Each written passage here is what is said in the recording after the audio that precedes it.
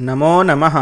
आइए आज हम 10वीं कक्षा के व्यायामः सर्वदा पथ्यः नामक तृतीय पाठ का अभ्यास भाग करने जा रहे हैं। तो चलिए देर न करते हुए सीधे अभ्यास में प्रवेश करते हैं। प्रथम अभ्यास है एक पदेन उत्तरम लिखत। एक शब्द में उत्तर लिखना है। क नंबर में प्रश्न, परमम आरोग्यम कस्मात् उपजायते।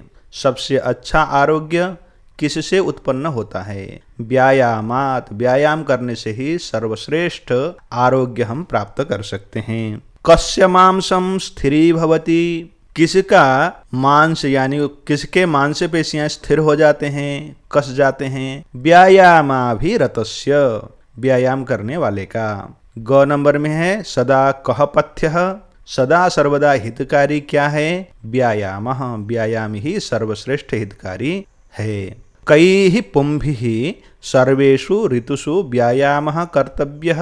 किसको प्रत्येक ऋतु में सदा सर्वदा व्यायाम करना चाहिए? जो आत्म कल्याण चाहता हो, जो अपना हित चाहता हो। इसके लिए शब्द है आत्महितैषिभिः। अब ङ नंबर में प्रश्न है व्यायाम स्वेन्न गात्रस्य समीपम केन उपसर्पन्ति। व्यायाम से गीले हुए शरीर वाले व्यक्ति के पास क्या नहीं पहुंचते हैं? व्याधयः। ऐसा आपको लिखना है, यानी जो व्यायाम करके शरीर को भिगाता है उसके पास रोग नहीं पहुंचते हैं। द्वितीय अभ्यास है जिसमें आपको संस्कृत भाषा में संपूर्ण वाक्य में उत्तर लिखना है। प्रथम प्रश्न है कीदृशम कर्म व्यायाम संगीतम कथ्यते। किस प्रकार के कर्म को व्यायाम कहा गया है, यानी व्यायाम की परिभाषा। प्रथम श्लोक में आचार्य सुश्रुत ने व्यायाम की परिभाषा दी थी, उसी को लिखना है। शरीरायास जननम कर्म व्यायाम संगीतम कथ्यते। दूसरा प्रश्न है व्यायामात् किम उपजायते।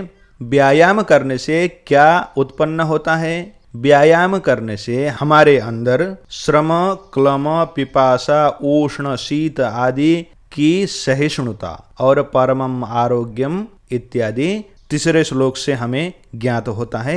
इसको लिख लीजिए।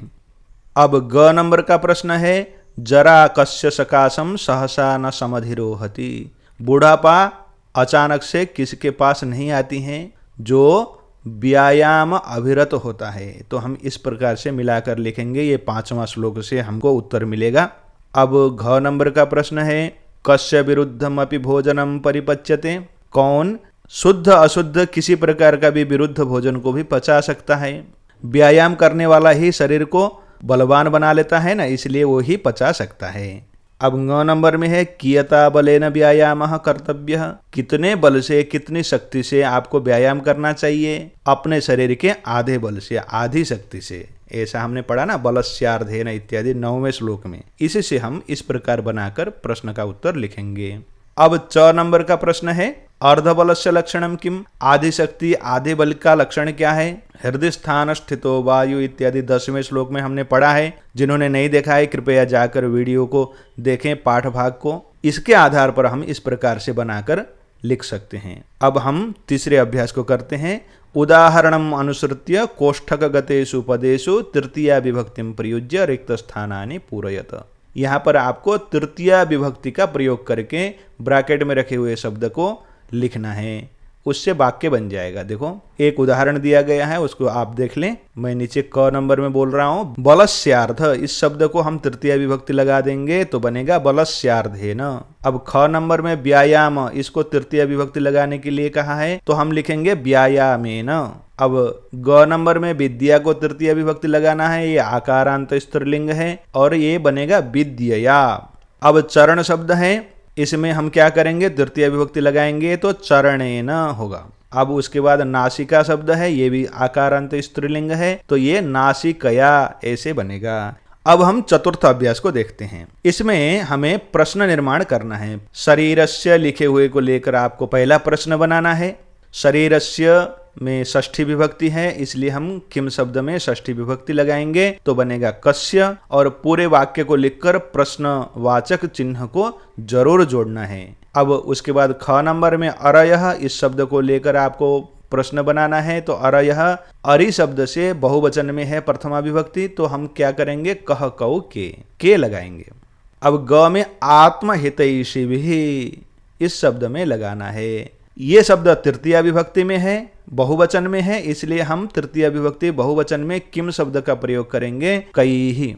अब उसके बाद घ नंबर में व्यायामम कुर्वतः विरुद्धम, विरुद्धम को लेकर हमें प्रश्न बनाना है। देखो ये विरुद्धम जो शब्द है वो भोजनम का विशेषण है, इसलिए जब भी विशेषण वाले शब्द को लेकर प्रश्न बनाना होता है तो आपको क्या करना है, जिसका ये विशेषण है उस शब्द को भी देखना होता है और हमें कीदृशम ऐसा लगाना होगा, क्योंकि कैसा भोजन।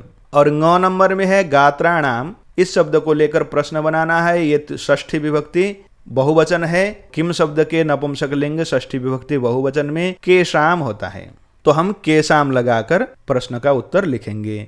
अब हम पंचम अभ्यास को करेंगे। व्यायाम के लाभ इस विषय को लेकर 5 वाक्य बनाने हैं। मैंने ये 5 वाक्य बनाकर रख दिए हैं, आप भी अपने तरफ से प्रयास कर सकते हैं। और जिनको भी अच्छा कोई वाक्य सूझे, कोई लगे कि इसको लिख सकते हैं, तो कृपया कमेंट में लिखिएगा, हम जरूर देखेंगे और वाक्य को सुधारने का प्रयास भी करेंगे। चलो अब इसी का अ नंबर का अभ्यास है, उसमें लिखा हुआ है, यहाँ जो निर्देश किया गया प्रत्येक अभ्यास में उसी अनुसार करना है, यानी इनमें भिन्न भिन्न प्रकार के प्रश्न हैं। देखो पहले वाले में कहा गया है ये तत्कृत्वा इत्यादि वाक्य में विशेषण पद क्या है।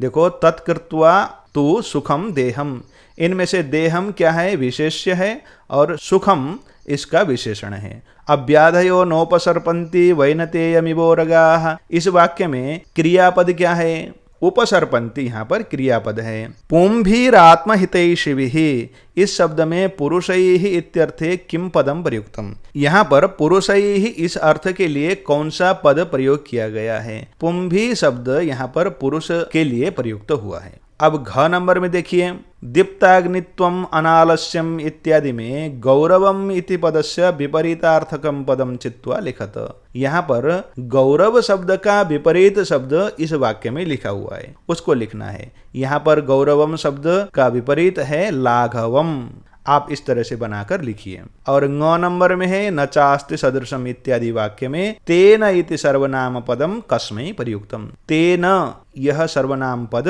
किसके लिए प्रयुक्त हुआ है। यहाँ पर जो तेन शब्द लगा हुआ है वो व्यायाम के लिए है, हम इस तरह से व्यायामाय प्रयुक्तम ऐसा बनाकर वाक्य लिखेंगे। अब छठा अभ्यास देखिए, नीचे लिखे हुए अव्ययों को खाली स्थान में भरकर आपको वाक्य पूरा करना है।